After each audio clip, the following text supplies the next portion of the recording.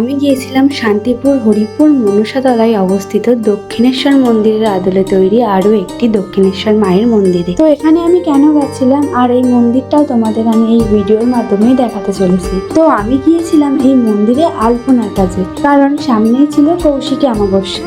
আর এই মন্দিরটি প্রতিষ্ঠিত হয়েছে অনেক বছর হয়ে গেল, কিন্তু এখানে কোনো মায়ের মূর্তি নেই। সারা বছর এখানে পটেই পুজো হয়, তাই মন্দির দর্শন করতে আসা অনেক মানুষই মায়ের মূর্তির দর্শন করতে চান। তাই সকল দর্শনার্থীদের জন্য এই মন্দিরে মায়ের মূর্তি প্রতিষ্ঠিত করা হবে এই কৌশিকী অমাবস্যাতে। মূর্তিটিকে 1 বছর এই মন্দিরে রাখা হবে। প্রতি বছর কৌশিকী অমাবস্যায় মায়ের মূর্তির বিসর্জন হবে। তাই এই মন্দির জুড়ে সমস্ত আলপনায় মন্দিরটিতে আরো সুন্দর করে তুলতে আমি গিয়েছিলাম মায়ের মন্দিরে। এই মন্দিরটিতে আমি 1 বছর আগে এসেছিলাম, আর তখন যে আলপনাগুলো আমি করে গেছিলাম সেগুলো রোদ জল বৃষ্টির কারণে নষ্ট হয়ে উঠে গেছে। তাই আবারও ওই অস্পষ্ট হয়ে যাওয়া আলপনাগুলির ওপরে তুলির মাধ্যমে আলপনাগুলিকে ফুটিয়ে তুলেছি। এই মন্দিরের চারপাশে একটি আলপনা, আর মায়ের মন্দিরের সামনে একটি আলপনা, এবং মন্দিরের ভেতরে কথাকলি নৃত্যের চিত্র সামনে আলপনা ফুটিয়ে তোলা হয়েছে। এই দক্ষিণেশ্বর মায়ের মন্দিরের সৌন্দর্যের অপরূপ দৃশ্য